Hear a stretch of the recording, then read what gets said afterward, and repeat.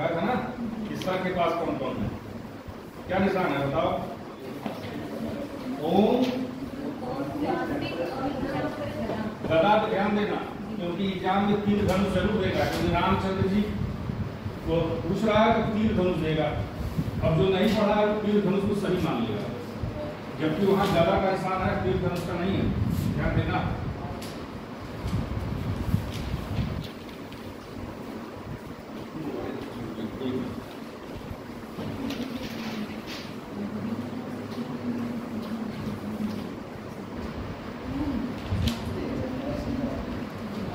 अप्रैल कौन सा दिवस था? अब पैटर्न बदल गया है एग्जाम का, पैटर्न बदल गया है। वो ये नहीं पूछ रहे हैं कि 22 अप्रैल को कौन सा दिन था, वो पूछ क्या रहे हैं कि पृथ्वी दिवस की थीम क्या थी। हमेशा पूछा जा रहा है।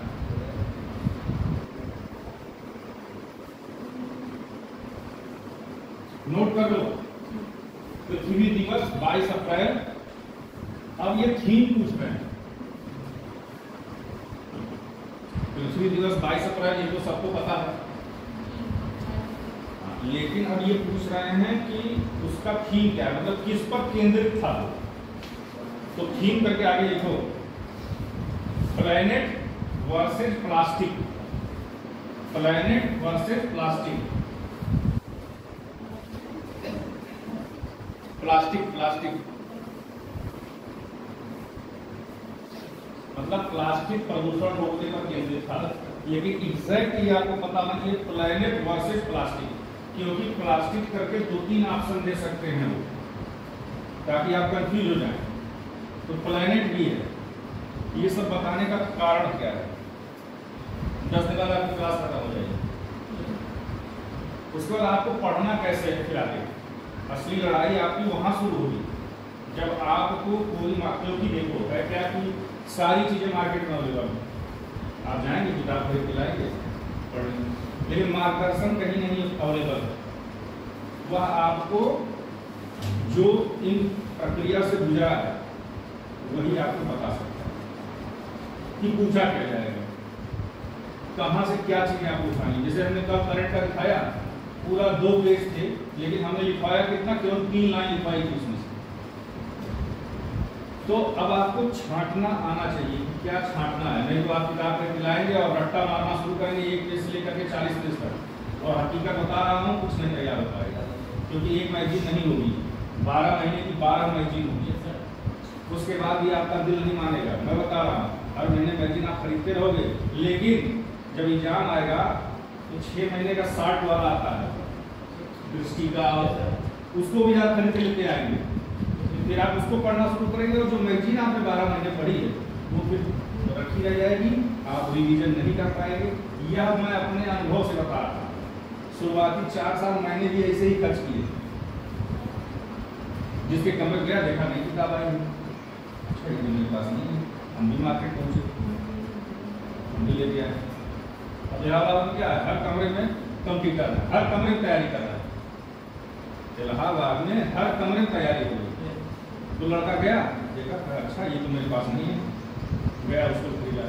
गलत, जो आपने पढ़ा है उसका रिवीजन अगर एग्जाम में पहले नहीं किया तो आप गलत करके ही आएंगे। और यह एकदम लागू किसको होता है, करंट अफेयर्स में। क्योंकि इतिहास, भूगोल, पॉलिटिक्स आपने जो पढ़ ली उसमें चेंजिंग नहीं, करंट रिवीजन नहीं किया, गलत हुआ। इसीलिए अंतिम 3 दिन या 5 दिन हम लोग क्या करते हैं, जैसे हम लोग की तैयारी ठीक ठाक थी इसलिए 5 दिन, आप लोगों के लिए 10 दिन।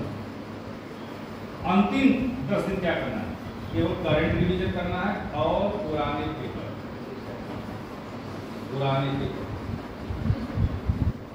ना जो एग्जाम में हो चुके हैं, एग्जाम में आ चुके हैं, जो मैंने दिखाया था ना कि मैं पूरी कापी लिख लिया, मैं पूरी एक कापी लिख लिया, कापी मैं लेके आया उस दिन भी दिखाया, मैंने पूरी कापी लिख ली थी। क्या क्या क्वेश्चन बार बार पूछ रहे हैं और बार बार गलत भी होते हैं, इसका आपको ध्यान देना। थीम इसलिए मैंने बताई क्योंकि अब आप लोगों को खोजना है, जैसे एक कांग्रेस का सम्मेलन होता है, बौद्धिक सम्मेलन, मैं सामान्य चीज बता रहा हूँ। अब उसमें पूछते हैं कि अध्यक्ष कौन है और उसका विषय क्या है।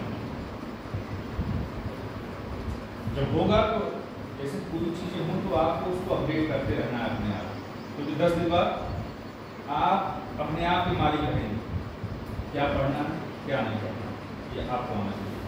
और इतिहास भूगोल जो भी आप पढ़ें उसको रिवीजन भी करते रहना, नहीं तो चीजें छूट जाएगी। अब गणित तो पर डे का है, जैसे मैंने कल भी एक नोट कराया था मेरे पेपर से, बहुत इंपॉर्टेंट था, क्या नाम था, ज्योति। अब उसके बारे में क्या पूछ सकता है, मैंने कल बताया था कि ज्योति ने जो रिकॉर्ड बनाया 3 स्वर्ण पदक जीती, अब ये भारत की पहली महिला है नहीं, दूसरी है।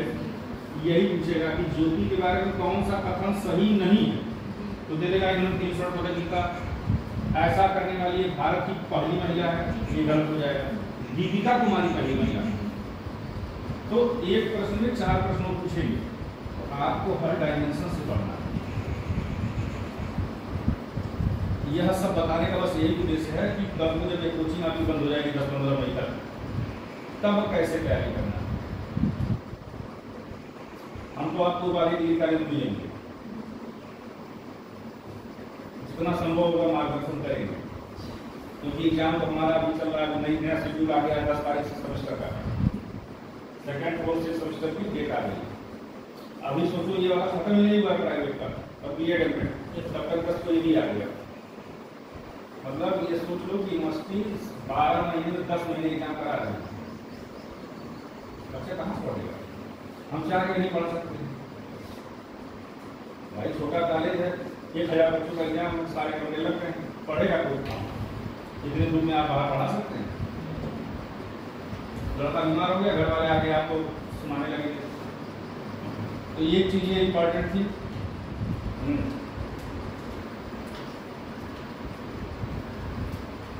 एक और महत्वपूर्ण चीज इसी बारे में,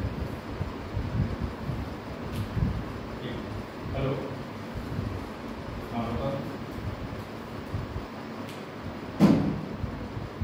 हाँ क्लास ले रहे हैं, कोई जरूरी बात बताओ, नहीं तो मिलेंगे कार्य में एक।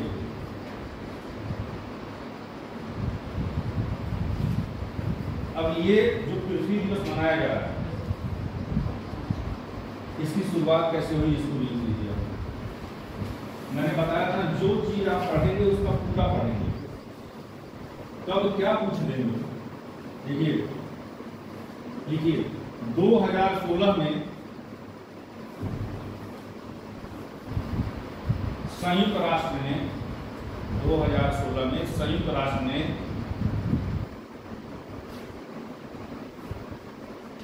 22 अप्रैल को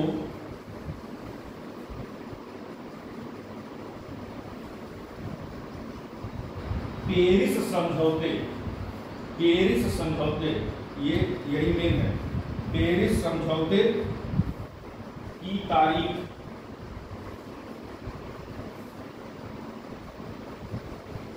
के रूप में चुना। 22 अप्रैल को पेरिस समझौते की तारीख के रूप में चुना, मतलब 22 अप्रैल को पेरिस समझौता हुआ था, ठीक। 2016 में इसको चुना गया, जिसे आमतौर पर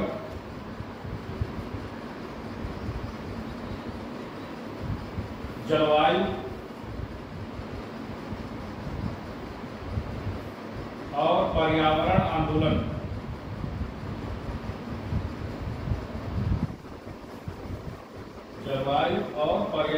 आंदोलन के इतिहास में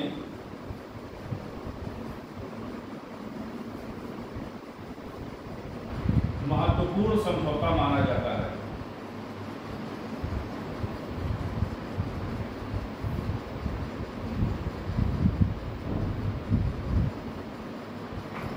अब आप समझ गए 22 अप्रैल डेट क्यों पड़ेगी? मुख्य रूप से पर्यावरण संरक्षण से संबंधित है। थीम बदलती रहती है, थीम आपको हर साल अपडेट होनी है। 2024 का ये है, हम मान लो आपको 2025 में एग्जाम देना, तो आपको पता है क्या करना है, उसकी थीम आपको जरूर देख लेनी है, ठीक है।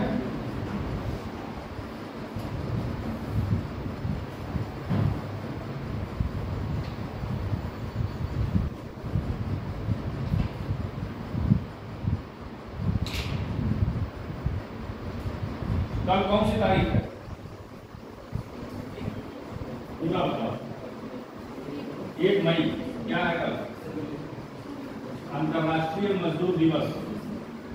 इसकी भी थीम नोट कर लो। पहले लिखो 1 मई अंतर्राष्ट्रीय श्रम दिवस। इसको मजदूर दिवस भी कहते हैं, अंतर्राष्ट्रीय मजदूर दिवस, श्रम दिवस।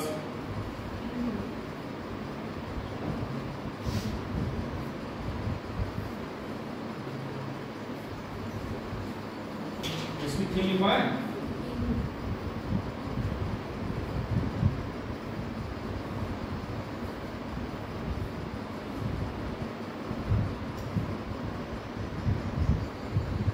देखो, बदलते माहौल में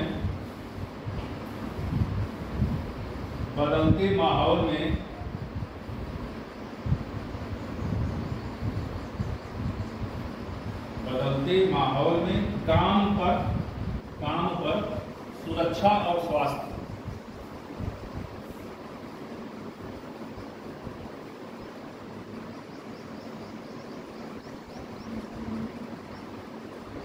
बदलते माहौल में काम पर सुरक्षा और, यही थीम है इसकी। अच्छा, ये बताओ कि भारत में इसमें कितनी क्लासिकल लैंग्वेज है, शास्त्रीय भाषा? हमने क्या पूछा? शास्त्रीय। हमने ये नहीं पूछा कि कुल कितनी भाषा है उसमें है सूची। शास्त्रीय भाषा का कॉन्सेप्ट भारत सरकार 2005 में लाई। ठीक, आप लिखिए।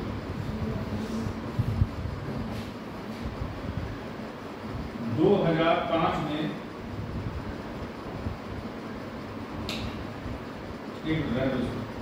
आप टोटल ये लिखिए, वर्तमान में 6 भाषाओं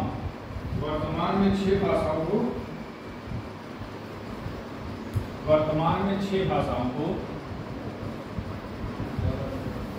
भारत सरकार ने शास्त्रीय भाषा का दर्जा प्रदान किया है। 6 भाषाएं हैं, 6 भाषाओं को शास्त्रीय भाषा का दर्जा प्रदान किया है भारत सरकार ने।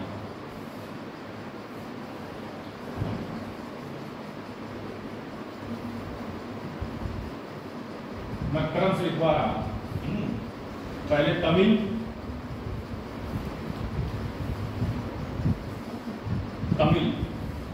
संस्कृत, कन्नड़,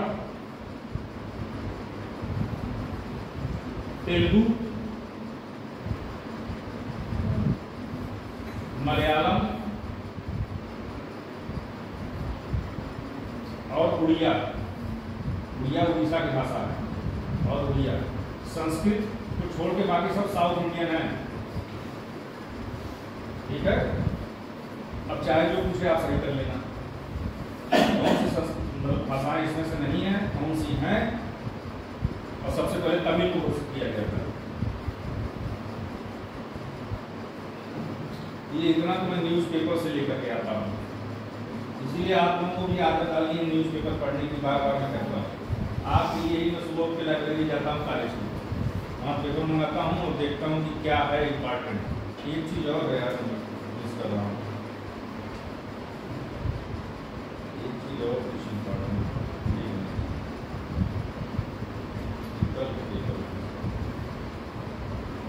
हल्का सा है, चलो कल बताएंगे।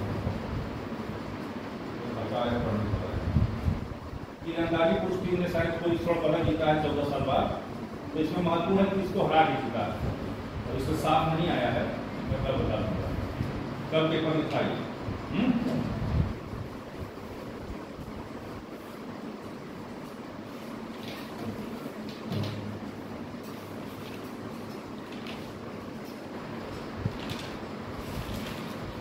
उत्तर प्रदेश के बारे में कुछ लिखो। कल हमने कुछ करंट चीजें बताई थी, जैसे एक चीज हमने बताई थी कोविंद समिति। तुम लोग पता है जो नहीं कल आए थे, कोविंद समिति क्या है? ये बहुत इंपॉर्टेंट समिति है। ये पूर्व राष्ट्रपति रामनाथ कोविंद इसके अध्यक्ष हैं। इन्होंने अपनी रिपोर्ट सौंपी है राष्ट्रपति को। यह किस चीज पे है? चुनाव पे है। इनकी जो सिफारिश है 2 चरणों में ये उन्होंने लिखवाया, तो लिख लेना तो कुछ छूटे ना। इन्होंने 2 मुख्य सिफारिश भी की है, 2 अनुच्छेद में सुधार की सिफारिश भी इन्होंने की है, 83 और देख 83 और 172 2 अनुच्छेद में सुधार की बात इन्होंने कही है, इसलिए वो अनुच्छेद भी इम्पॉर्टेंट हो जाते हैं। 83 में है लोकसभा की अवधि और 172 में है विधानसभा की अवधि, उसमें इन्होंने सुधार की बात की है। गोविंद समिति, चूंकि पूर्व राष्ट्रपति इसके अध्यक्ष हैं इसलिए इम्पॉर्टेंट हो जाती है। और आपने टीवी में सुना होगा एक देश एक चुनाव की चर्चा काफी दिन से चल रही है, इसलिए यह समिति बहुत इम्पॉर्टेंट हो जाती है, क्योंकि जो एग्जामिनर होता है, जो आपका पेपर बनाता है, वो भी इसी प्लेनेट का है, वो तो टीवी देखता है। भाई जैसे हम ही हैं, एकदम खाली हो जाते हैं तो शाम को टीवी चला लेते हैं, 5 बजे तो टीवी डिबेट देखते हैं, तो उसमें यही सब चल रहा है कई महीनों से, एक देश एक चुनाव। अब उस पर जो रिपोर्ट आई है वो इम्पॉर्टेंट हो जाती है। रिपोर्ट तो है, हम कितना बताएंगे, 16,000 पेज की, लेकिन है क्या कि आपको उसमें तो 2-3 लाइन पढ़नी है बस, जो हमने लिखवा दिया।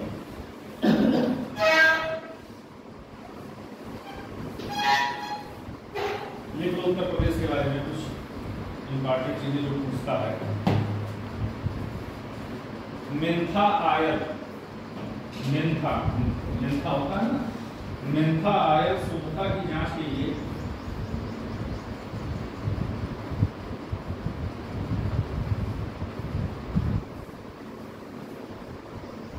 कन्नौज में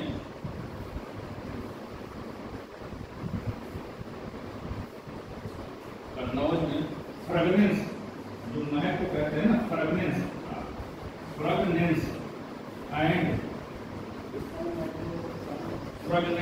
and flavour development centre,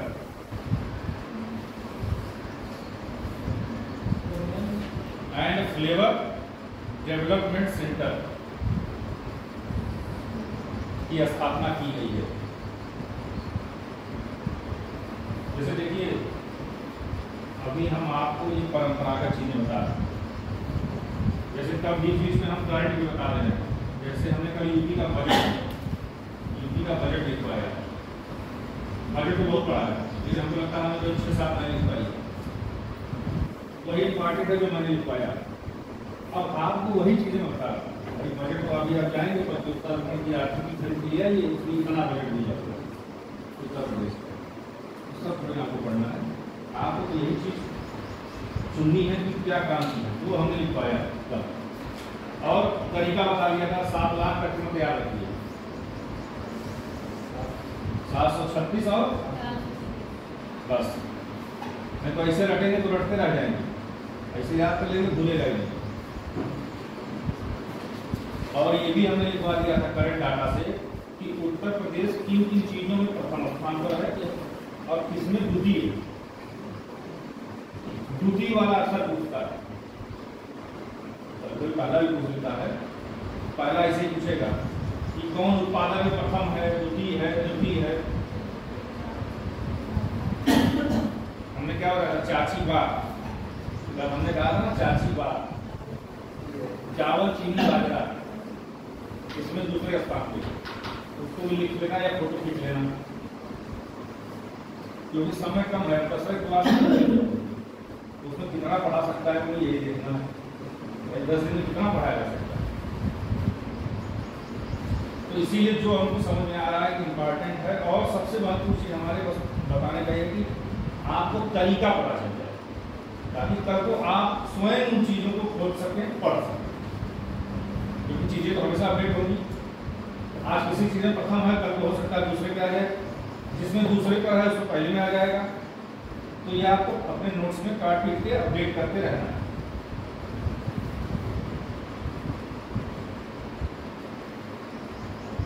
Bharat में सर्वाधिक मेंथा आयल का उत्पादन उत्तर प्रदेश में होता है। भारत में सर्वाधिक मेंथा आयल का उत्पादन उत्तर प्रदेश में होता है।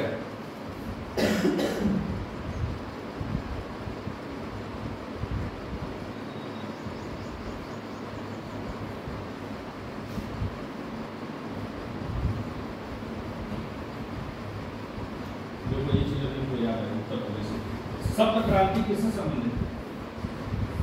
सप्त क्रांति, सप्त मतलब सात होता है। सप्त क्रांति राम मनोहर लोहिया जी से संबंधित है, ये याद रखिएगा। ये समाजवाद की सबसे बड़ी बुनियाद है। आज जो समाजवादी पार्टी है वो उन्हीं के आदर्शों को कहती है कि हम फॉलो करते हैं। तो सप्त क्रांति एक बार पूछा है, सप्त क्रांति से कौन संबंधित है? अब मैक्सिमम लोगों ने जयप्रकाश नारायण को मारा था। तो सप्त क्रांति राम मनोहर लोहिया लिख लीजिए।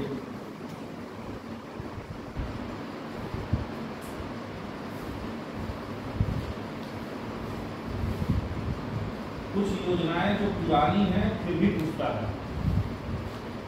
जैसे हमने कल लिखवाया था, बहुत इंपॉर्टेंट, ये कई बार पूछ चुका है, 7-8 बार तो पूछ ही चुका है। किसान मित्र योजना कब शुरू की गई? कल लिखवाया था, जो नहीं आया लिख लें। किसान मित्र योजना बताओ। हाँ गुड। किसान मित्र योजना 18 जून 2001। ये कुछ पुरानी ऐसी योजनाएं हैं जिनको ये बार बार पूछते हैं। और मैंने एक चीज और बताई थी आपको, जब कोई योजना भले कितनी पुरानी उस पर कोई विवाद अगर वर्तमान में चल रहा है तो बहुत इंपॉर्टेंट, हमने 2-3 योजनाएं लिखवाई थी आपको। जैसे प्रधानमंत्री कुसुम योजना, उस पर अचानक विवाद हो गया। आयुष्मान कार्ड वाला, जिसमें व्यापक सुधार कर दिए। तो ऐसी चीजें अगर करते हैं तो तुरंत आप जान लीजिए कि ये इंपॉर्टेंट है, ये पूछेगा। यही चीजें आपको जाननी है। सबसे महत्वपूर्ण चीज होता है मार्गदर्शक, बस। बाकी कंपटीशन में सिलेक्शन सिर्फ और सिर्फ आपके हार्ड वर्क से होगा। जितना पढ़ते जाएंगे, एग्जाम देते जाएंगे, आपको लगेगा ये कहाँ से पूछ लिया, ये कहाँ से आ गया। इसीलिए मैं मेरा फोकस आपसे करना यही है कि पहली चीज तो करंट एकदम गलत ना करो। 30 आया तो 28 सही, यूपी 16 आया तो 15 सही। कुछ चीजों में तो अपने आप को स्ट्रांग रखना है। मॉडर्न हिस्ट्री से प्रश्न पूछना है, पूरी कोशिश करो 30 पूछे तो 24-25 सही करें, क्योंकि हर एक को आप प्रमाण कर नहीं सकते। कुछ क्षेत्र ऐसे रहे कि उससे आपको लीड मिले।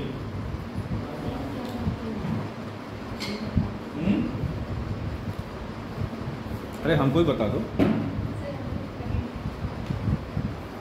देखो ज्ञान की कोई सीमा नहीं, छोटा भी दे सकता है, बड़ा भी दे सकता है।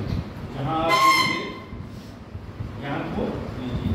जैसे हम जब ग्रेजुएशन करते थे तो हमारे कॉलेज का मोटो था, prove all things, hold fast that which is good.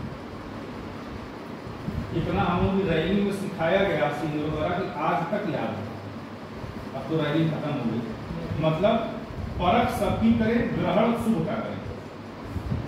परख सबकी करें, ग्रहण शुभ का करें। सुने लोगों की बातें, लेकिन जो आपको लगे कि ये उचित है उसी को फॉलो करें।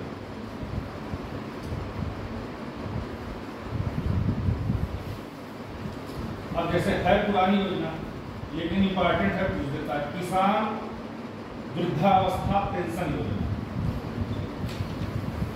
अगर पता है तो ठीक, नहीं तो लिख लो भैया, क्योंकि ये तो बदलेगी नहीं। इसमें सुधार हो सकता है, अगर कोई सुधार होगा तो आप ऐड कर लीजिए। किसान वृद्धावस्था पेंशन योजना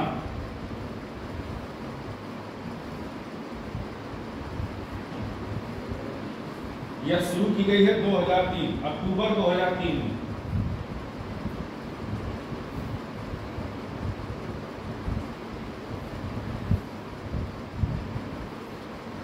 एक और महत्वपूर्ण चीज लीजिए, अक्टूबर 2003 हो गया। पॉइंट करके लिखा करिए, डाट डाट करके या स्टार बना के या डैश करके देखिए। उत्तर प्रदेश का राज्य कृषि विभाग, उत्तर प्रदेश राज्य कृषि विभाग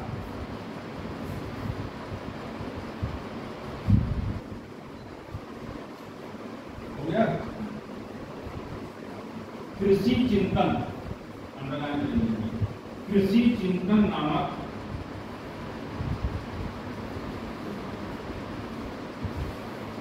मासिक बुलेटिन का प्रकाशन करता है।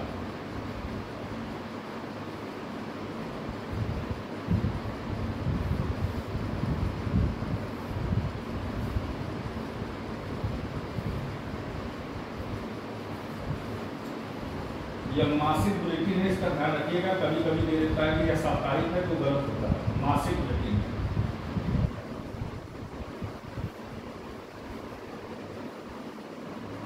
किसान क्रेडिट कार्ड योजना, किसान क्रेडिट कार्ड योजना,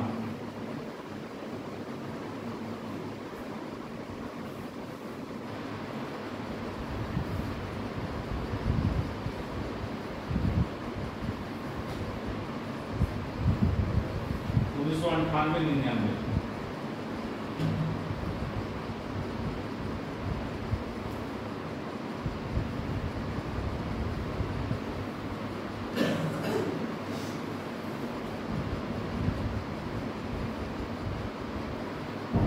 उत्तर प्रदेश, अब तो ये बदल गया है, बदल गया ना, पंतनगर तो उसमें आ गया ना, उत्तराखंड में, यूपी में ना, जाने दो। अच्छा, ये तो हमने शायद लिखवाया था कि आम अनुसंधान और प्रशिक्षण केंद्र कहाँ है? आम, हाँ लखनऊ में है, जिसको नहीं पता लिखिए, आम अनुसंधान एवं प्रशिक्षण केंद्र, मलिहाबादी आम बताया था ना मैंने, बहुत फेमस है।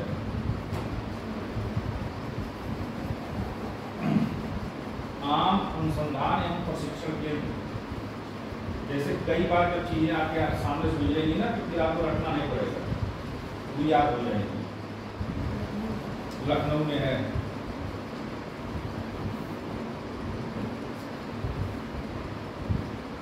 अमरूद प्रशिक्षण एवं प्रयोग केंद्र, अमरूद सबसे फेमस अमरूद उत्तर प्रदेश कहाँ का है? बताओ, अमरूद बहुत खाया है, सबसे फेमस अमरूद इलाहाबाद का है, उसको इलाहाबाद लिख लो या प्रयागराज लिख लो, जो तुमको लिखना।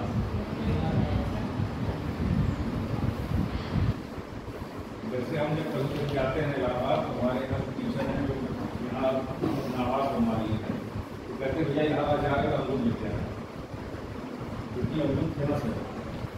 अब है क्या कि अब आपको उसको रखना नहीं, इतनी चर्चा होगी ना, अब कभी भी अगर कोई 7 साल बाद भी एग्जाम में पूछेगा तो आपको याद आ जाएगा कि इलाहाबाद का भी बहुत फेमस है। जैसे कुछ चीजें जब आप पढ़ा करिए तो अपने आप से तर्क किया करिए, अच्छा ये ऐसे है, ये ऐसे है, तो है क्या कि जब आप एग्जाम देने जाएंगे तो वो चीजें आपको याद आएंगी, क्वेश्चन गलत नहीं है।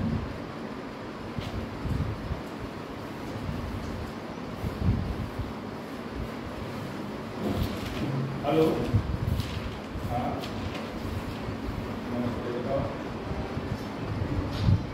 मैं कॉलेज आऊँगा 1 बजे, क्या पेपर तो 10 से शायद आया है, इसलिए तो रहो, अगर रहना है मुझे तो मिलना, ठीक है, 1 बजे।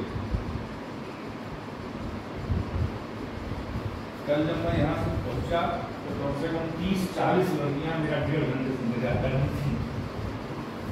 मैं पहुँचते कृष्ण सर ने कहा, अरे भैया देखो ये सब 1.5 घंटे से तुम्हारा इंतजार कर रहे हैं।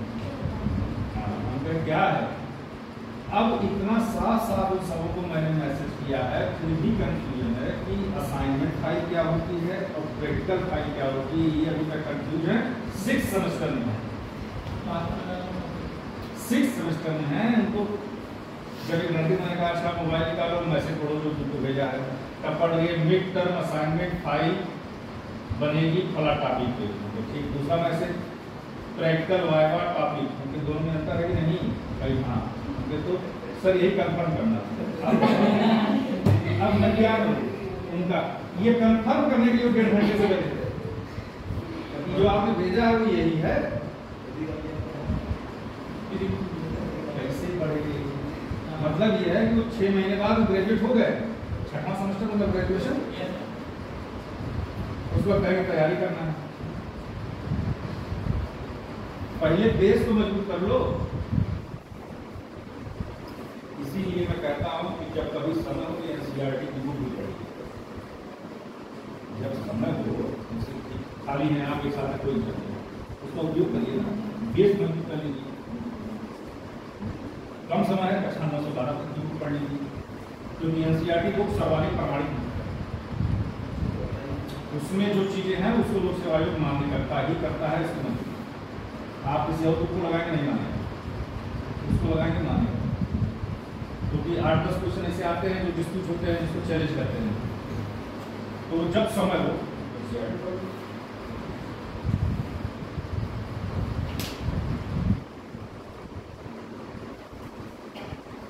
जीवन ज्योति परियोजना, जीवन ज्योति परियोजना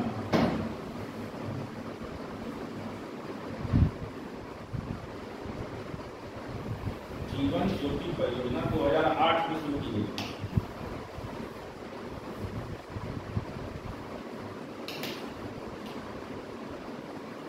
इसका उद्देश्य था मनरेगा के अंतर्गत, उद्देश्य लिखो,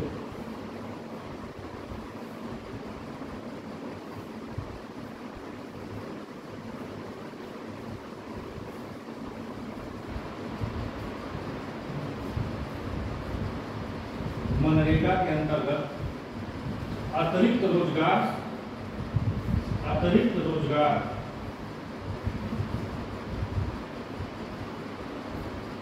रोजगार के अवसर सृजित करना।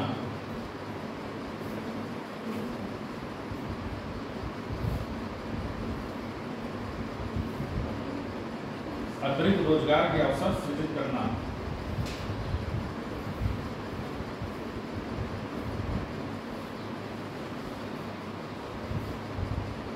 मनरेगा का फुल फॉर्म क्या है?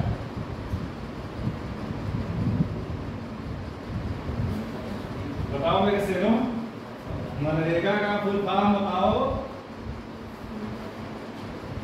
या लोअर 2016 का मेरा इंटरव्यू था लोक सेवा आयोग में, मुझसे पहला मुझसे यही पूछा,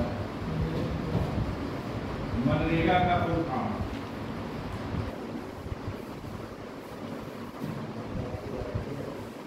दिमाग लगाओ, पहले मनरेगा लिखो इंग्लिश में, तब तो उसका फुल फॉर्म खोज पाओगे। ये मैं इसलिए कर रहा हूं ताकि ये सब चीजें आपके दिमाग में आनी चाहिए। जो चल रहा है मनरेगा सबसे बड़ी योजना चल रही है ना, तो ये तो आम ढंग मतलब जीत के होना चाहिए आपको। देखो मोबाइल ठीक है। अब उसका फुल फॉर्म क्या होगा? चलो तुम्हारे पर छोड़ दिया, इसको तुम लोग खोजना और लिखना, ये आना चाहिए, क्योंकि यह कानूनी गारंटी देता है।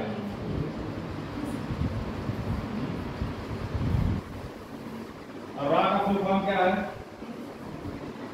रा है क्या? ये भगवान, हाँ रा है क्या? अरे भारत की एकमात्र सर्विस एजेंसी है वो, इंटेलिजेंस की। अरे तो हमको पता है, तुम देखने को रॉ नहीं पता, रॉ के चीफ को पूछता है एग्जाम में। रॉ और आईबी ये भारत सरकार की 2 खुफिया एजेंसियां हैं। रिसर्च एनालिसिस विंग, जैसे पाकिस्तान का आईसीआईसीआई है ना, आईसीआई है ना इसका। अब सबसे खतरनाक किसको माना जाता है? मोसाद को।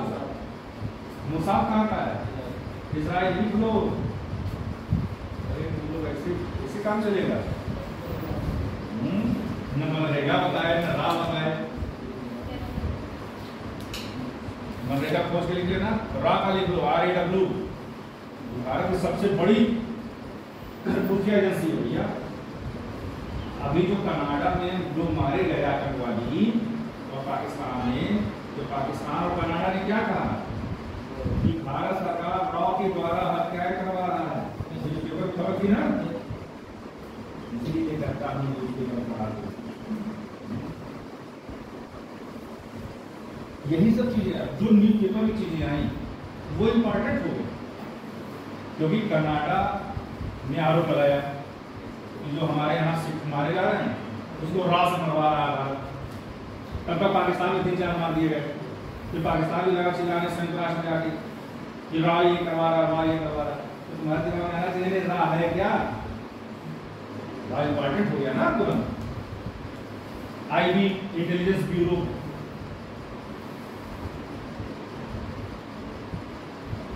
सीबीआई, सीबीआई का मेल होता है। अच्छा, जो ब्यूरो की स्पेलिंग बता देगा उसको पढ़ना क्या करेंगे, ब्यूरो की स्पेलिंग, क्योंकि ये एक बार पूछा गया है इंटरव्यू में। एक एक करके बताओ, चलो।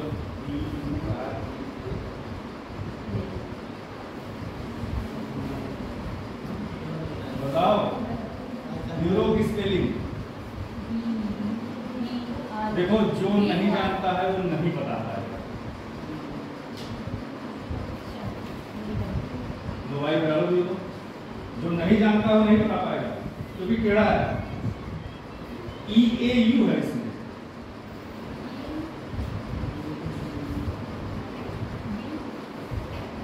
सर्च कर ले तो जरा मेहनत करें बच्चे। जब देखो है क्या 10 दिन बाद क्लास खत्म हो जाएगी, तो ये सब चीजें जरूरत करो तो। BUREAU क्या है देखो,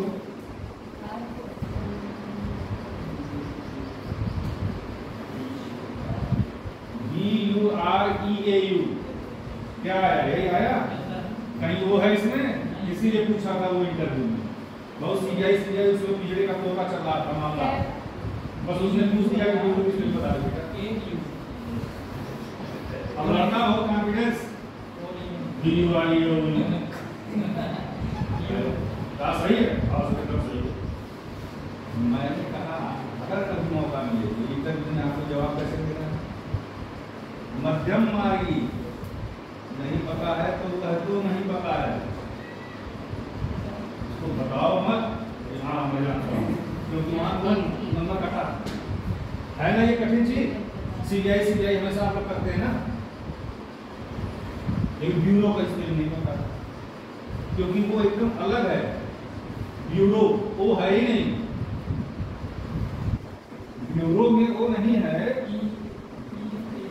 वो है ना, टिपिकल चीज। अब हमारे इतना देर तक कहने का मतलब कि अब अपनी आंखें खुली रखिए, जो चीजें अगर हो रही हो तो उसको सर्च करिए, लिखिए, ठीक है। बाकी परंपरागत चीजें तो बहुत किताबें मिलेंगी, लेकिन ये नहीं कोई बताएगा कैसे पढ़ना है। ये हमारा काम है कि हम आपको बताएं। तो ये चीजें छोटी हैं, लेकिन आपकी नजर इन पर होनी चाहिए। जैसे मैंने बताया ना, लोकसभा चुनाव हो रहा है, अब लोकसभा चुनाव के बारे में पूरी जानकारी आपको होनी चाहिए।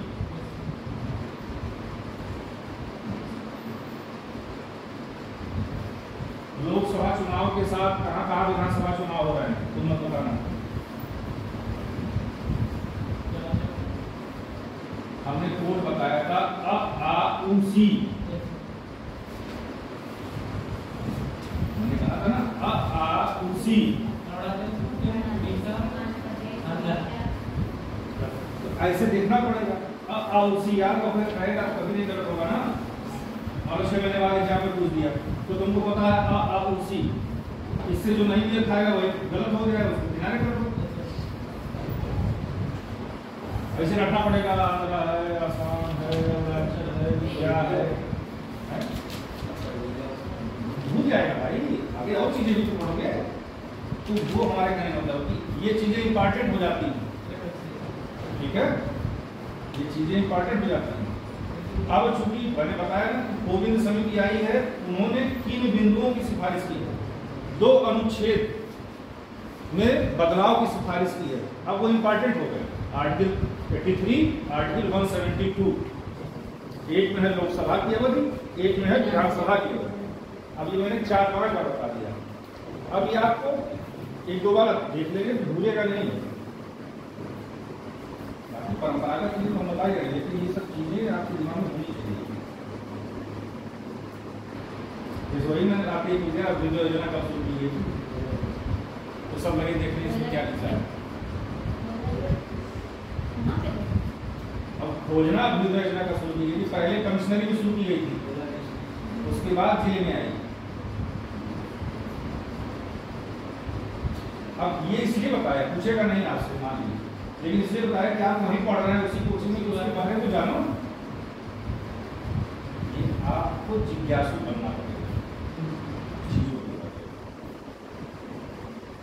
जब भी आप एग्जाम देने जाएंगे, पेपर आएगा, आप देखेंगे कि जो भी चीजें पूछी गई हैं करंट में, वो 6-7-8 महीने में आपके सामने गुजरी जरूर।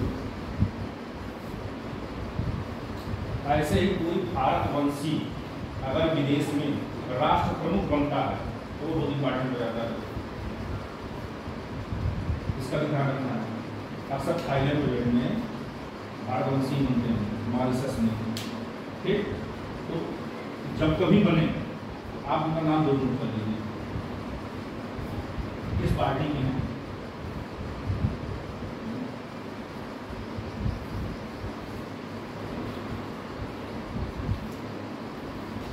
लिखिए,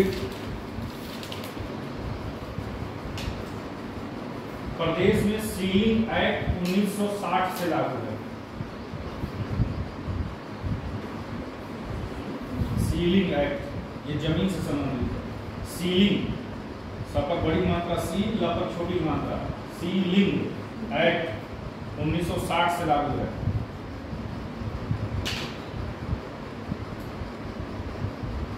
इसके तहत एक व्यक्ति के पास, इसके तहत एक व्यक्ति के पास अधिकतम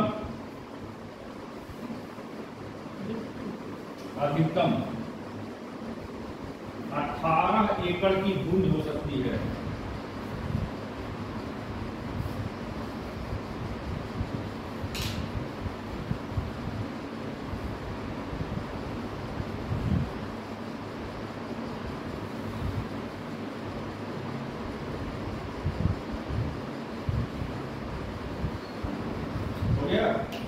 अब लिखने चाहिए प्रदेश में चकबंदी योजना,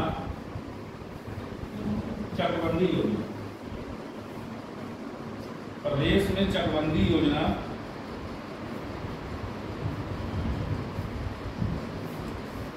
1954 में 1954 कैराना तहसील, कैराना तहसील ब्रैकेट में मुजफ्फरनगर,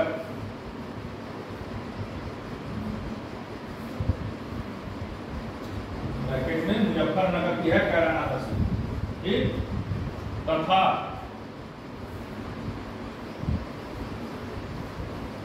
मुसाफिर खाना, मुसाफिर खाना तहसील,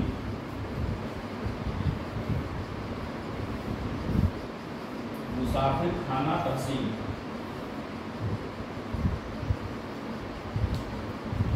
ब्रैकेट में अमेठी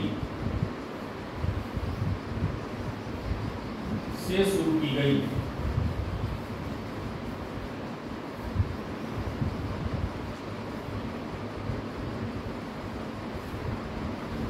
उन्नीस सौ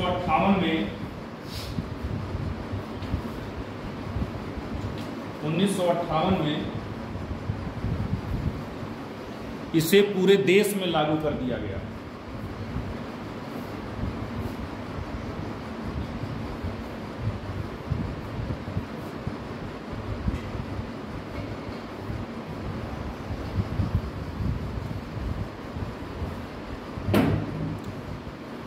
पहले कहां लागू किया गया था? ठहराना और मुसाफिर खाना, मुजफ्फरनगर अमेठी। अच्छा तुम लोग कितने देर से बैठे हो यहाँ? 9 बजे।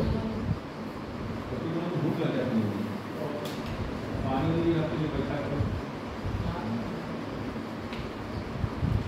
पानी पीना है पी लो।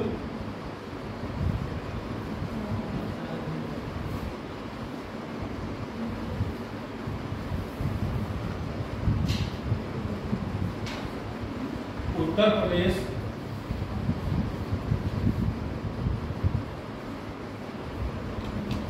भूमि एवं जल संरक्षण अधिनियम,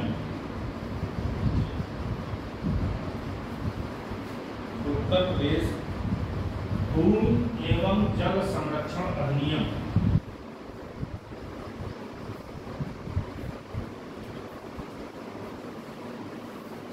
1983 में पारित किया गया।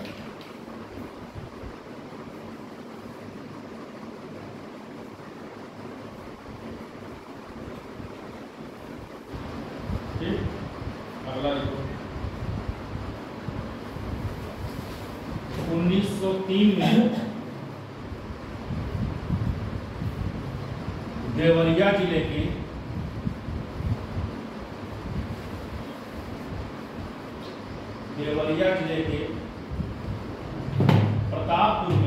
प्रतापपुर यही पूछा है, प्रतापपुर में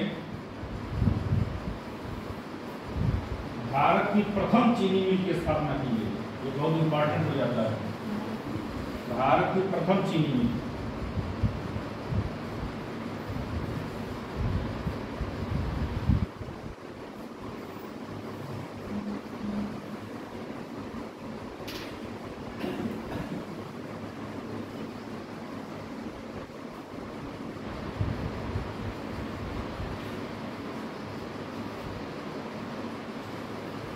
पशु चिकित्सा पाली क्लिनिक, एक बार पूछा था कहाँ नहीं,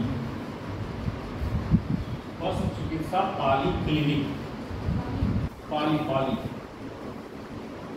बाली नहीं है, प है प, पशु चिकित्सा पाली क्लिनिक। आगे गैस करके लिख दो कहाँ है। गोरखपुर,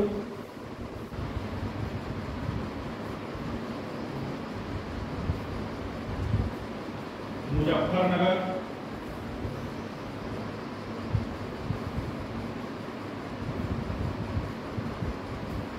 लखनऊ।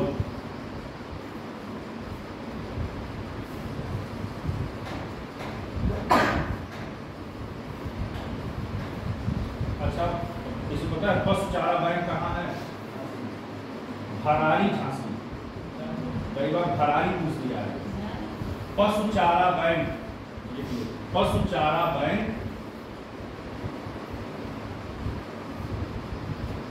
गैस कर दो, गैस सीधा लाइन होता है। भरारी ब्रैकेट में झांसी में, भरारी ब्रैकेट में झांसी में है भरारी।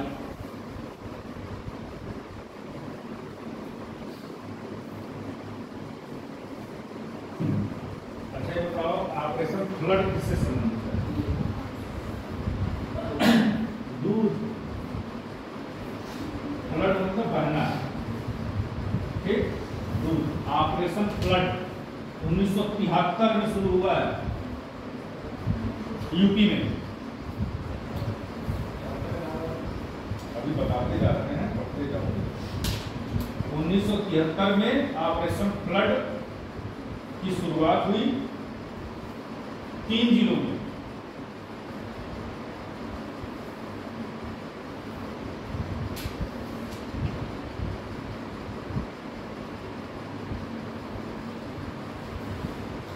बलिया, मेरठ, वाराणसी, यही इंपॉर्टेंट है बस।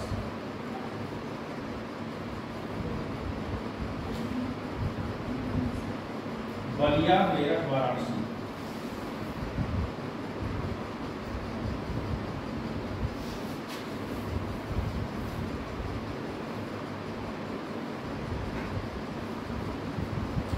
इसको तुम नाम से ही बता दोगे, लेकिन फिर भी पूछ दे रहा हूं। कामधेनु योजना किससे संबंधित है? दूध उत्पादन को बढ़ावा देने के लिए। लेकिन भैया ने तो कहीं आपको देसी घी दे दिया तो गड़बड़ा ही जाओगे। कामधेनु योजना 2014 में शुरू की गई। कामधेनु योजना 2014, उद्देश्य क्या था? दूध उत्पादन को बढ़ावा देना।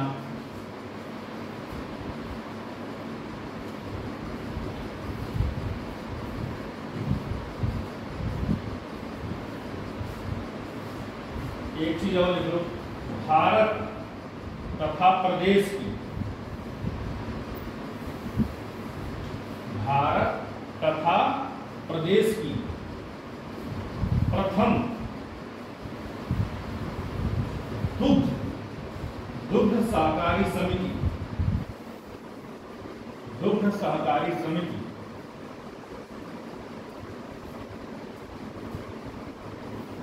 की स्थापना,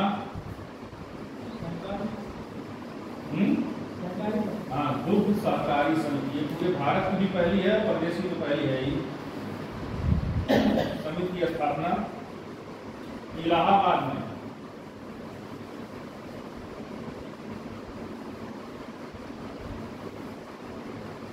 इलाहाबाद में कटरा दुग्ध सहकारी समिति, कटरा दुग्ध सहकारी समिति, कटरा दुग्ध सहकारी समिति नाम से 1917 में की गई।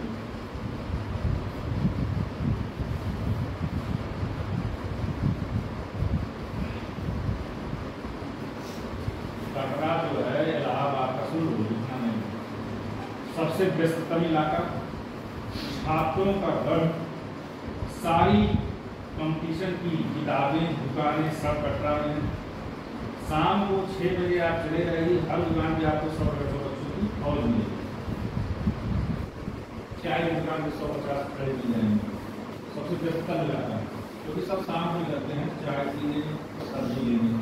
कटरा सबसे फेमस इलाका है, सारे कंप्यूटर वहाँ पहुँचे और कम से कम दुकानें 150-200 कंपटीशन की यहाँ बुक मिलती है। तो कुछ बच्चे तो हालत में है, वो कई मैगजीन तो केवल दुकानों में जा जाके पढ़ के खत्म कर देते हैं। एक दुकान गए, 3-4 दुकान पढ़ ली, 5 मिनट पेज पढ़े, 10 पेज पढ़े, जो भी पढ़े चले गए। फिर गए 4 बजे, फिर दूसरी दुकान पे गए, वही मैगजीन मंगाए, उसके आगे करना पड़े, फिर घर आ गए। फिर अगले दिन गए, फिर वही मैगजीन फिर वहीं पढ़े। ऐसे बच्चे भी दूसरे मतलब लगन। बताने का उद्देश्य क्या है? लगन कि रास्ते कई हैं, ऐसे ही बहाने कई हैं। आपके पास एक्सक्यूजेस की कमी नहीं।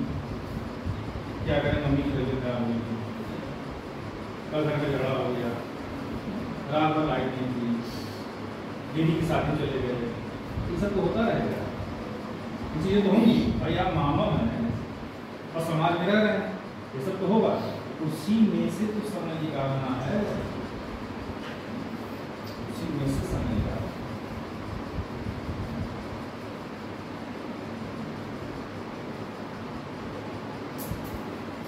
हमने लिखवाया था ना, उत्तर प्रदेश को कितने पारिस्थितिकीय क्षेत्र में बांटा गया है, लिखवाया है, आप लोग पढ़ के देखा ही नहीं। उत्तर प्रदेश को 20 पारिस्थितिकीय क्षेत्र में बांटा गया है, ये पूछा गया है प्रश्न। 20 पारिस्थितिकीय क्षेत्र में बांटा गया है उत्तर प्रदेश को।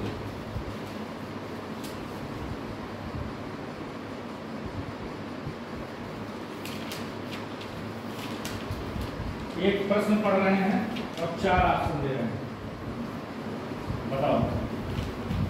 या चलो सीधे पूछ दे रहे हैं, अगर आपका बता दो। उत्तर प्रदेश में सीमांत कृषक किसे कहा गया? यह प्रश्न 2 बार पूछा गया। सीमांत कृषक किसे कहा गया? ये दोनों ऑप्शन इसमें है।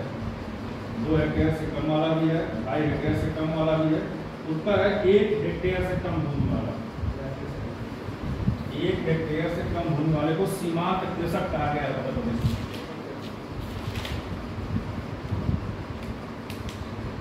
ठीक है। बाकी अगर कोई अपडेट हुआ हो आप खोजना, तो उसमें क्या करना, लघु कृषक, वृहद कृषक, सीमांत कृषक, तो करंट अपडेट अगर आपको मिल जाए मोबाइल पे खोलने पर, ठीक है, भारत सरकार का या उत्तर प्रदेश का, उसको लिख लीजिएगा जरूर, क्योंकि जब अपडेट होता है पूछता है।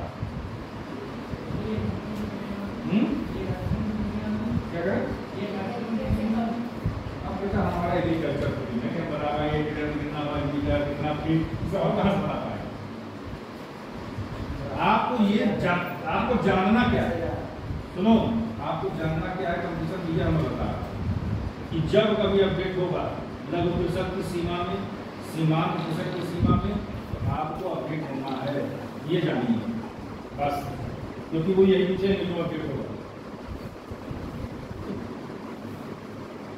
अभी तो सब बता दूंगा कि खरीफ फसल की बुआई किस महीने में होती है, जून जुलाई। खरीफ फसल की बुआई जून जुलाई में होती है। ये यूपी से 2009 में पूछा है, खरीफ फसल की बुआई किस महीने में होती है। है तो आसान प्रश्न, लेकिन लाखों लोग गलत किए थे, क्योंकि वहाँ दिमाग लगाते हैं थे, क्योंकि जब सामने 150 क्वेश्चन आता है ना, तो दिमाग काम करना बंद कर देता है। हमारे कहने का मतलब यही है कि गलत ना हो ये सब प्रश्न। खरीफ फसल की बुआई जून जुलाई।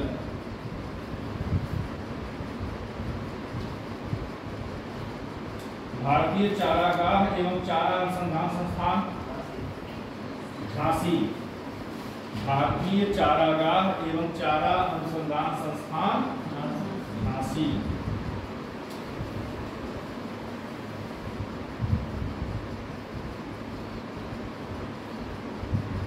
एक प्रश्न देखो पूछा है कि निम्नलिखित में से कौन सी फसल चक्र, ध्यान से सुनना, पूर्वी उत्तर प्रदेश के लिए सर्वाधिक उपयुक्त।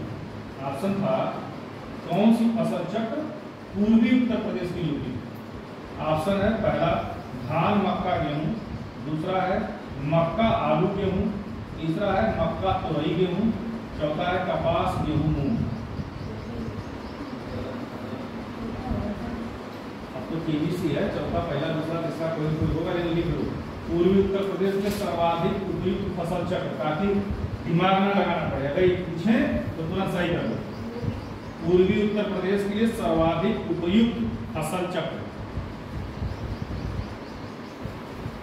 पूर्वी उत्तर प्रदेश के लिए सर्वाधिक उपयुक्त फसल चक्र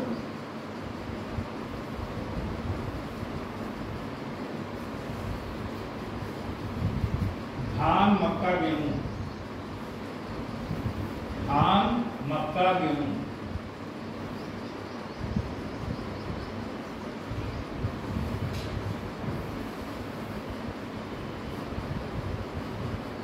जैसे एक प्रश्न हमेशा पूछते हैं, ये अपडेट होता रहता है, लेकिन अमूमन 95% बदलाव नहीं होता, 95% वही रहता है कि उत्तर प्रदेश में विक्रय अधिशेष अधिकतम है। किस फसल का? उत्तर प्रदेश में विक्रय अधिशेष अधिकतम है किस फसल का? गेहूं का, क्योंकि सबसे अधिक गेहूं बोई जाती है। और इसका कभी पूछे, अगर आप नहीं आ रहा तो गेहूं मानिए, विक्रय अधिशेष अधिकतम गेहूं का है।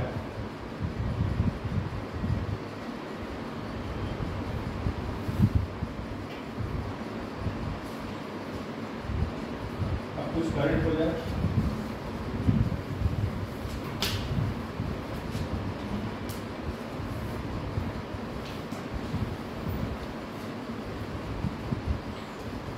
बजट में कौन कौन सी चीजें नई नई है वो हमने आपको बता दिया था, ठीक है।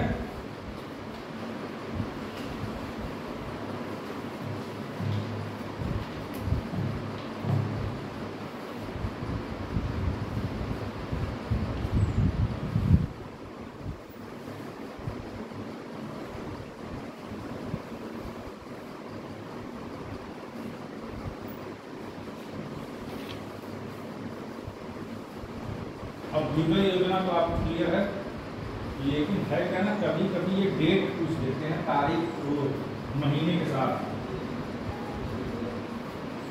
ये यूपी वाले महीना भी पूछ देंगे। 15 फरवरी 2021 को इसका शुभारंभ किया गया था, वो लिख लो। अभ्युदय योजना 15 फरवरी 2021, क्योंकि सरकार की योजना है, इसलिए हो सकता है सरकार पूछी के तारीख में हमारे यहाँ पढ़ रहे हो, ये नहीं पता। मुख्यमंत्री अभ्युदय योजना 15 फरवरी 2021 को शुरू की गई है। और सच्चाई बता रहे हैं, अगर ये एग्जाम पूछता 15 फरवरी 2021, 15 जनवरी 2021, 15 अक्टूबर 2021, तो 90% गलत होता है। तो डेट कहाँ याद है? अब तुमको वही सर्च करना है कि कौन सी योजना ऐसी है जिसकी डेट हो सकती, सबकी डेट को याद नहीं कर पाओ, सम याद कर सकते हो। तो जिसको उत्तर प्रदेश सरकार सबसे अधिक महत्व दे रही है, भाई महत्व क्यों दे रही है? पहली चीज तो आप पढ़ा रही है, आप टेस्ट में मटेरियल भी अवेलेबल करा रही है, ठीक। एक लेक्चर के टीचरों को 2000 रुपये भी दे रही है, 3-3, 4 लोगों को जो है आउटसोर्सिंग से जॉब होती है। इतना पैसा पूरे देश में, उत्तर प्रदेश में खर्च कर रही है, तो सरकार की ये महत्वाकांक्षी योजना हो गई। तो अब उसकी डेट आई बात है, भी बात है,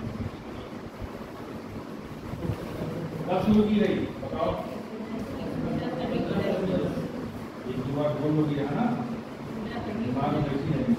हम समझ सकते हैं तुम्हारा कष्ट, क्योंकि 1.5 घंटा पढ़ चुके हो, दिमाग काम नहीं कर रहा होगा, लेकिन हम क्या करें,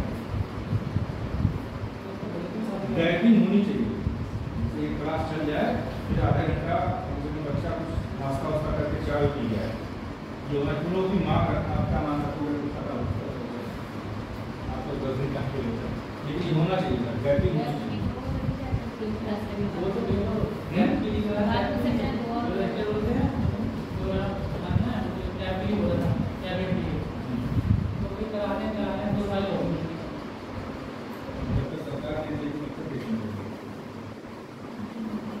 हमारे यहाँ पता है, अब टैबलेट का नंबर आ गया, अब निम्न वालों का नाम मांगा जा रहा है, अब जो एमए सेकेंड ईयर में है उनका नाम आ गया।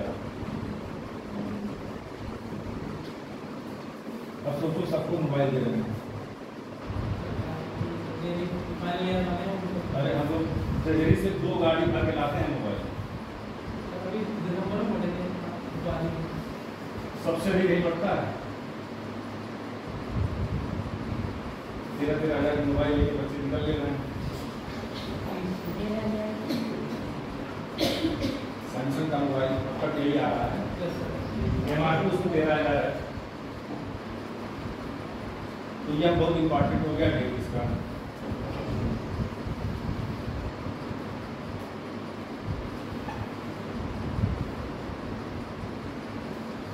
एक योजना इससे बहुत चर्चा में है, मुख्यमंत्री कन्या सुमंगल योजना। बड़ा तुम लोगों ने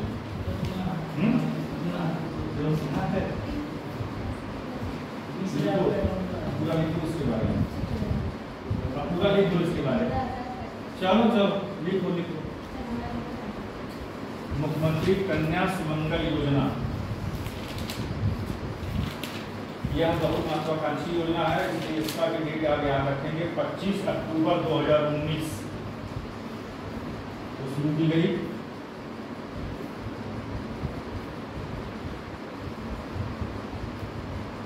अब इसी में डाट करते हुए इसके बारे में क्या क्या इंपॉर्टेंट है लिखेंगे, ठीक है। इस योजना का संचालन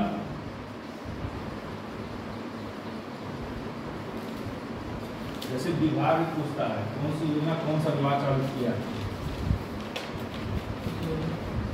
इस योजना का संचालन महिला कल्याण विभाग द्वारा किया जा रहा है। यह सब मैं आपको बस इसलिए बता रहा हूँ कि 2 साल बाद तो करंट दूसरा आ जाएगा, ठीक। लेकिन आपको तैयारी का स्तर ऐसे रखना है कि कब शुरू हुई, किसने शुरू की, कौन सा विभाग देख रहा है, ये सारी चीजें आपको महिला कल्याण विभाग।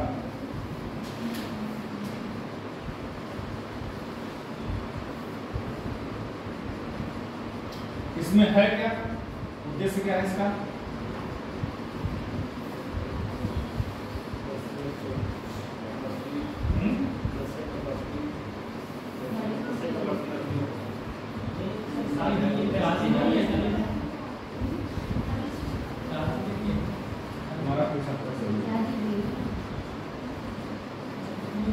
कई चीजें हैं। अब आप लिखिए पहले, योजना के अंतर्गत पॉइंट कर करके उसी योजना के बारे में आप सारी चीजें लिख रहे हैं, डैश कर दो, स्टार बना दो, चाहे जैसे। बेटी के जन्म से लेकर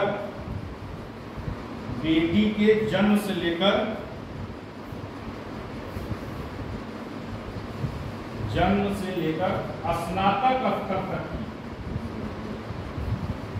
जन्म से लेकर स्नातक स्तर तक की शिक्षा पूरी करने के लिए वित्तीय सहायता।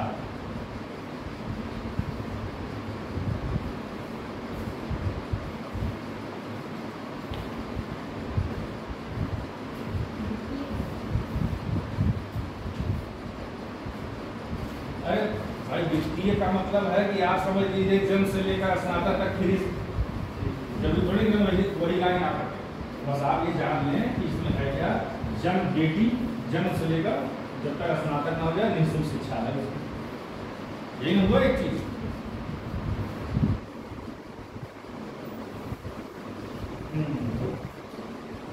मैंने बस लिखवाया था ना, 25,000 रुपए कर दिया गया है बजट में।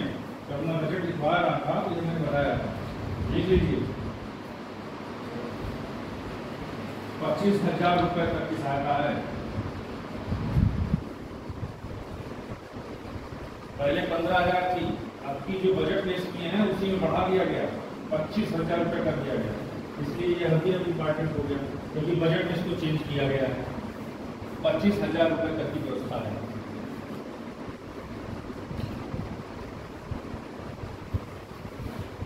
जैसे चर्चा हो रही थी ना, तुम लोगों से मैंने कहा था, सबने कहा था एक बच्ची। किसी परिवार की अधिकतम 2 बच्ची होंगी, ये लोग एक बच्ची कह रहे थे ना, तो लोग कंफ्यूजन हमको भी डाल दिए, इसीलिए मैं इसको सर्च किया, खोजा, क्योंकि देखो जब तक मैं कंफर्म नहीं रहूंगा मैं नहीं बताऊंगा। किसी परिवार की अधिकतम 2 बच्चियों को इसका लाभ दिया जाने का प्रावधान। अब इसको तुम अपने हिसाब से लिख लो, एक परिवार की 2 बच्चियां मैक्सिमम, बस एक परिवार की 2 बच्चियां, अगर 2 बच्चियां हैं तो स्नातक तक की पढ़ाई 25,000 रुपए की व्यवस्था उनकी की जाएगी। अब देखिए कितना प्रयास सरकार कर रही है शिक्षा के लिए, फिर भी यदि आप गाँव नहीं पढ़ रहे हैं बच्चे, लड़कियां तो खास तौर से गांव में जो दूर दराज इलाके हैं, तो आपका सौभाग्य है कि आप लोग पढ़े और पढ़ने के बाद घर वालों ने इतनी स्वतंत्रता थी कि आप तैयारी भी कर रहे हैं, तो सौभाग्यशाली मानिए, ये बहुत ही सौभाग्य की बात है।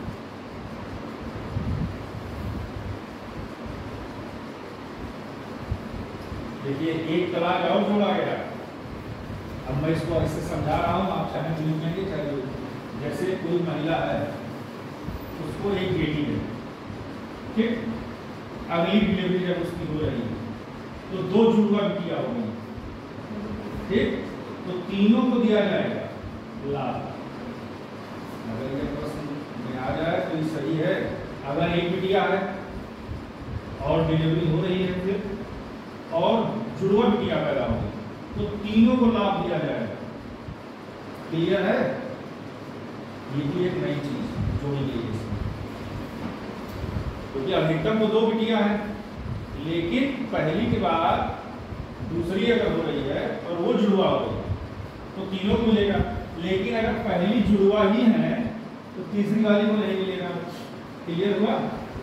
अगर पहले ही 2 कोटा पूरा हो गया उसका तो नहीं मिलेगा, लेकिन अगर पहले एक है, डिलीवरी में 2 हो गई तो 3। कोई कंफ्यूजन नहीं है ना?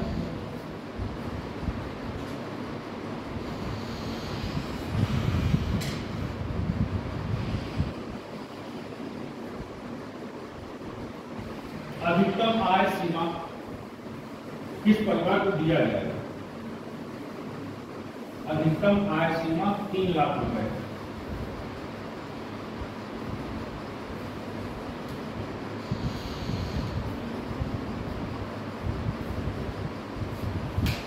ठीक है।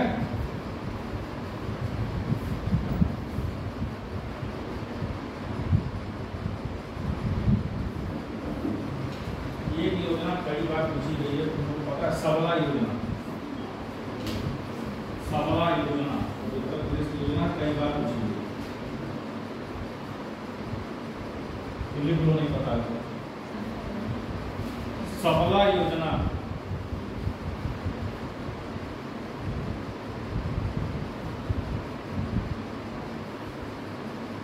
2011 में शुरू की गई।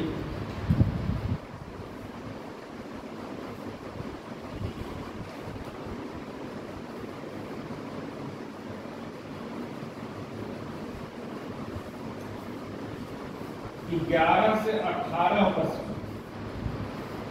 11 से 18 वर्ष की जो किशोरियां, अब किशोरियां सब हमने लिखा है, तो लड़कियां भी कर सकते हो, जरूरी नहीं वो वही चीज।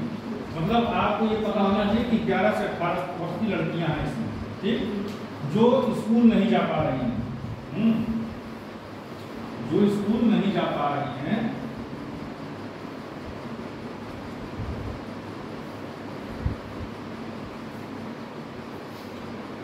जो स्कूल नहीं जा पा रही हैं, उनके स्वास्थ्य, शिक्षा और कौशल संबंधी सुधार के लिए, उनके स्वास्थ्य, शिक्षा और कौशल संबंधी सुधार के लिए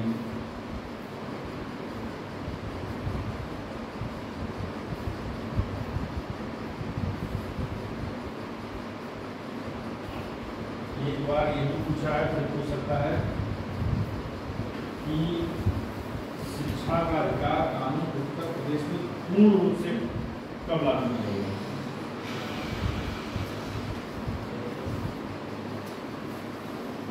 लिख लो, शिक्षा का अधिकार कानून ब्रैकेट में 2009, शिक्षा का अधिकार कानून पहले कुछ राज्यों में 0 से शुरू किया गया, इसीलिए प्रश्न पूछा गया है कई बार। शिक्षा का अधिकार कानून 2009,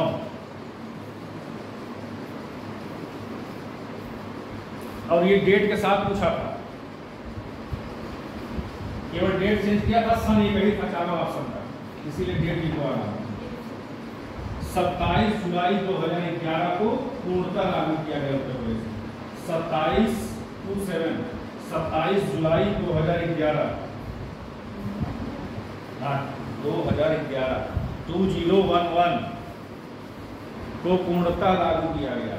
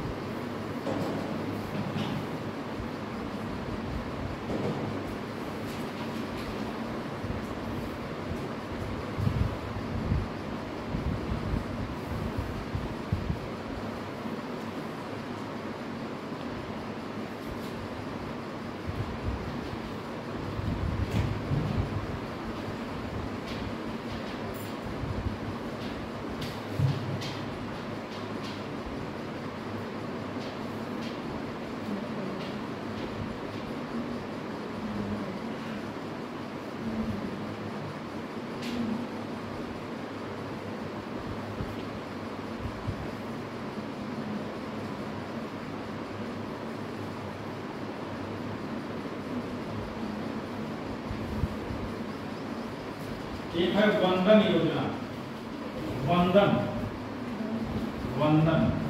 है ना, वंदन योजना। जैसे आप अब योजनाएं तो इसमें सैकड़ों दिया है, लेकिन अब है क्या ना कि आपको यही चीजें देखना है कि क्या ऐसी योजना होती है जिसको पूछा जा सकता है। ये स्किल धीरे धीरे डेवलप हो रही है। वंदन योजना,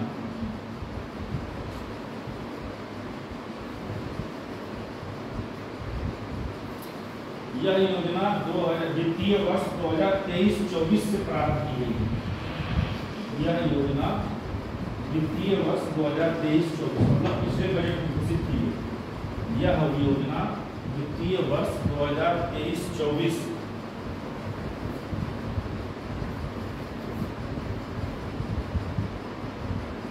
से प्रारंभ की जा रही है।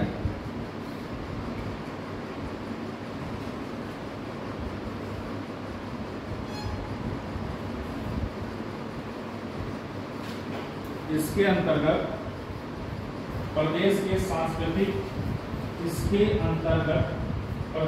सांस्कृतिक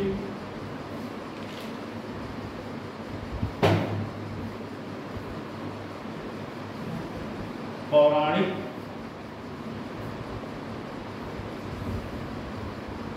धार्मिक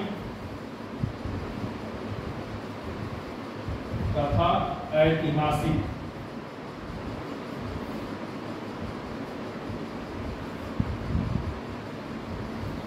महत्व के स्थलों पर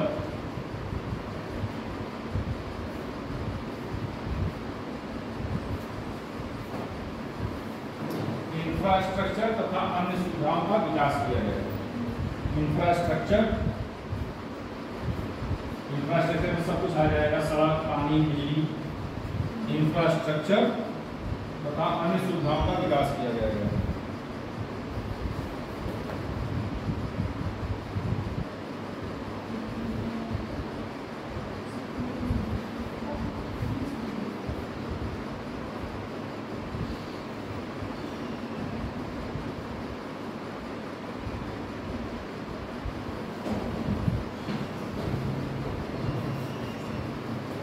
एक चीज और देखिए, दूसरा है इस योजना में नहीं है। उत्तर प्रदेश सरकार द्वारा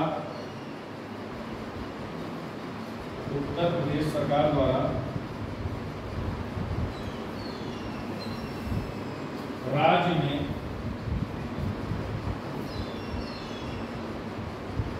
मवेशियों की नस्ल में सुधार,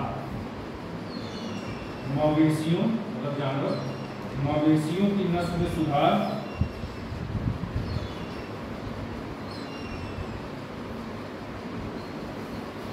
और दूध उत्पादन को बढ़ावा देने हेतु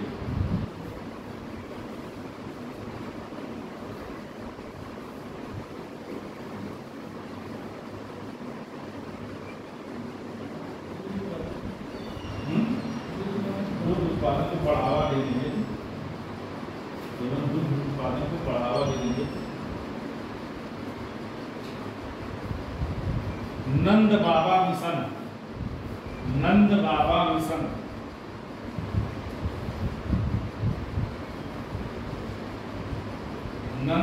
मिशन के हिस्से के रूप में, मतलब नंद बाबा मिशन भी इसी से संबंधित है। नंद बाबा मिशन के हिस्से के रूप में नंदनी कृषक समृद्धि योजना की शुरुआत, नंदनी कृषक समृद्धि योजना की शुरुआत, नंदनी कृषक समृद्धि योजना की शुरुआत की गई।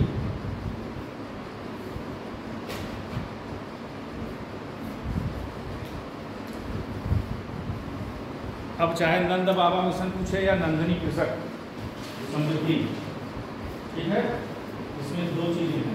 है क्या ना कि हमको ये थोड़ा जैसे नाम से हट करके अगर चीजें हैं तो इम्पॉर्टेंट हो जाता है। अब नंदनी कृषक समृद्धि रहेगा तो मवेशियों की नस्ल और दूध उत्पादन को लटकाटित नहीं करेगा,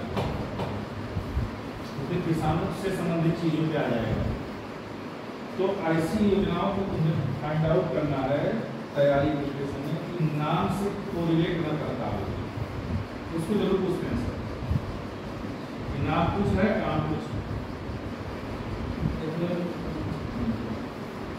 हमको याद नहीं आ रहा है कि उत्तर प्रदेश की उस समय योजना चल रही थी 2004 में, नाम से वो एकदम क्लियर कट शिक्षा से संबंधित था। हमारा भी गलत हुआ था, नाम से वो योजना क्लियर कट शिक्षा से संबंधित था।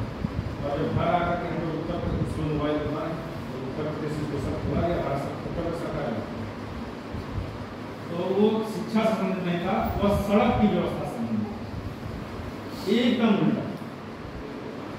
कहाँ सही होगा?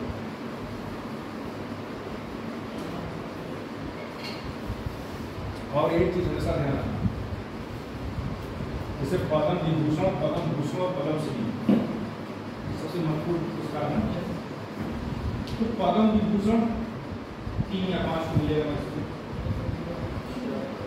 वो नाम तो तुम याद कर लेते हो, ठीक। पद्मश्री कैसे याद कर लोगे? 70 लोगों को मिलेगा, नहीं कर सकते। तो उसमें है क्या? और पद्म विभूषण में भी, पद्म भूषण में अगर कोई उत्तर प्रदेश का बंदा पाया है तो तुरंत उसको पहले नोट कर लो कि यूपी है और उनका क्षेत्र, ये भविष्य के लिए बता रहे हैं, तैयारी करोगे ना, ये भविष्य के लिए। वहाँ ये चीजें, ये जानने में हमें 4 साल लगे थे। अगर यूपी का बंदा है नोट करो तुरंत, तो तू पूछेगा इस क्षेत्र में। और पद्मश्री में आ गए, उसमें तो 70, 75, 80 लोग मिलता है। एक बार संख्या पूछ लिया, संख्या 121, 122, 123, 124। तो इस पॉइंट का पूछ लीजिए, जैसे 4 को उधर मिला पद्मश्री, पद्म विभूषण, 5 प्रश्न को मिलाइए, 10, 10, 14 और 70 उधर मिला है, तो आपको जोड़ लेना 14, 84। ये भी दिमाग में रहेगा। तैयारी की स्ट्रेटजी, रणनीति महत्वपूर्ण। आचार्य कौटिल्य की एक बुक है अर्थशास्त्र, ठीक। ये कहने को है अर्थशास्त्र, यह शासन व्यवस्था संबंधित है। खासतौर से उन्होंने युद्धों के बारे में चर्चा की, क्योंकि हमारा विशेष में सब्जेक्ट था तो हट गया डिफेंस। तो कौटिल्य का सप्तांग उसने देश में था, वो पूछता था, तो उसको हम पढ़ते थे। उन्होंने एक चीज कही, किसी भी लड़ाई को जीतने का सबसे प्रमुख रोल है आपकी सही रणनीति, सही समय का चुनाव। तो आपकी रणनीति सही होनी चाहिए। ये जो चीजें मैं बता रहा हूं, ये आपको 2-4 सवाल लगेगा कि हाँ सर ने कहा था, वाकई में बात है।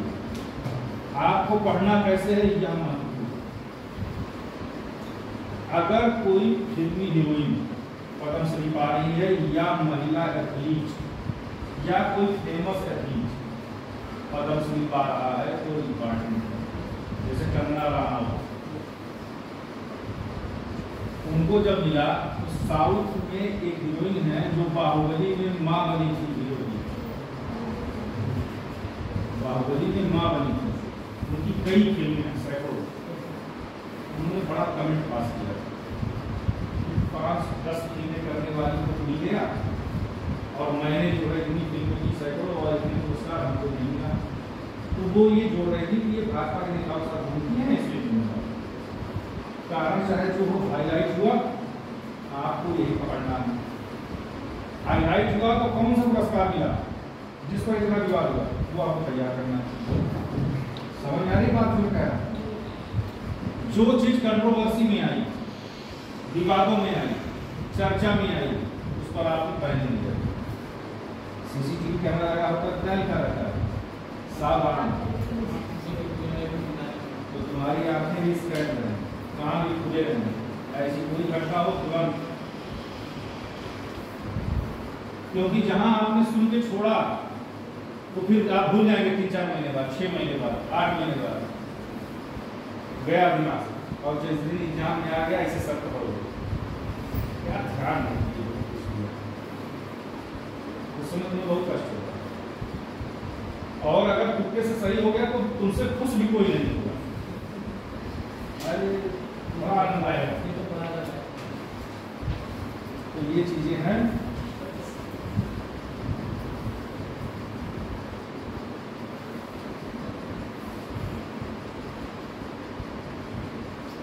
देखिए, इसमें इन्होंने बंटवारा ही कर दिया है। पहले 2 लाख दुधारू गायों में इन्होंने केवल कुछ ही गायों की प्रजाति को शामिल किया है। एक है साहिवाल, एक है गिर, एक है थार परकर। तो पहली बार नाम सुनने इस गाय का, तो सुने हो? थार परकर, साहिवाल का तो गिर का, साहिवाल गिर का हमने सुनाई, कौन सी नई योगी की खोज है? थार परकर एवं गंगा तीरी प्रजाति की ही गाय सब की गई है। नोट कर लो। देखो दुधारू गायों में साहिवाल, गिर, हाँ गपक छोटी मात्रा गिर, हार परकर एवं गंगा पीरी प्रजाति।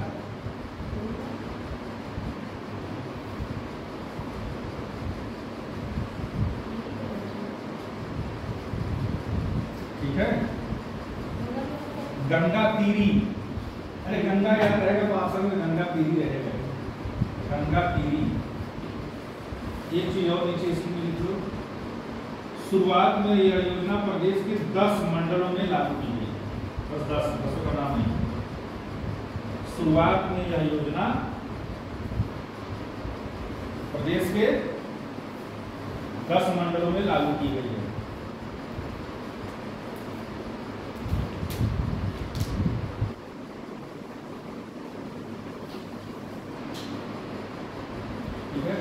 कल हमने जो एक चीज लिखवाई थी नहीं, नाटो के नवीनतम सदस्य के बारे में बताया था।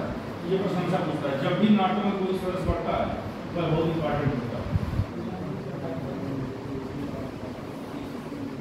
नाटो में जब भी कोई सदस्य बढ़ा, अच्छा नाटो बहुत चर्चित है इसमें, कारण है कि रूस यूक्रेन युद्ध के कारण नाटो पुनः बहुत चर्चित है और भी इसलिए चर्चित है कि अप्रैल में इसकी स्थापना दिवस थी। तब थी 4 अप्रैल नाटो स्थापना दिवस। 4 अप्रैल 1949 में इसकी स्थापना हुई नाटो की। लिख लो भैया, नाटो फुल फॉर्म पता है? नाटो का फुल फॉर्म नॉर्थ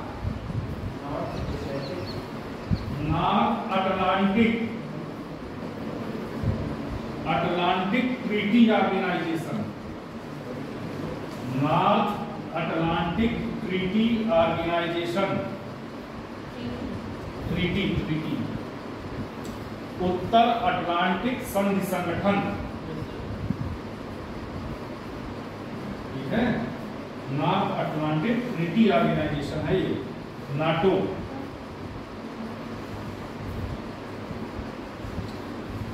स्थापना 4 अप्रैल 1949।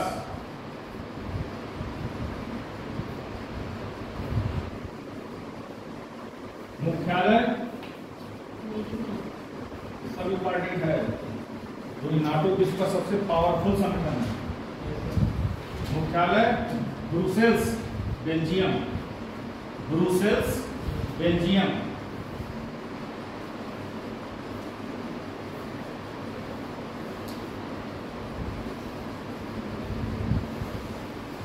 नवीनतम सदस्य अभी बना है,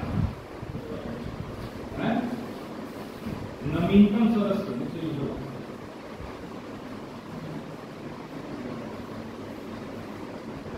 ये जो भी मैंने लिखवाया है, हर एक चीज एक आध बार पूछी। तब एक बार पूछ लिया नाटो की स्थापना कब हुई, एक बार पूछा नाटो मुख्यालय कब है, एक बार नाटो का फुल फॉर्म पूछा, ठीक। और जो भी नए सदस्य जुड़ते हैं उनको पूछ लेता है। नवीनतम सदस्य स्वीडन, नवीनतम सदस्य स्वीडन, ब्रैकेट में लिख लेना 32वां। टोटल 32 देश है स्वीडन में, इसलिए लिखा नाटो में।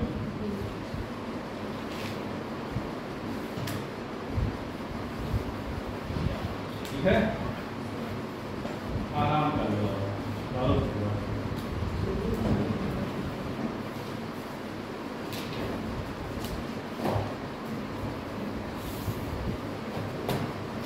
देखो जितना भी मैं लिखवा रहा हूँ या बता रहा हूँ ये सब अनुभव से है और सारी चीजें पूछी गई हैं। यह कल को जब कोचिंग बंद हो जाएगी तब तुमको अपने दिमाग में ये चीजें लानी है, कैसे पढ़ाई करना है, ठीक। क्योंकि हर समय भूखे थोड़े रहोगे, खाते पीते पढ़ना है।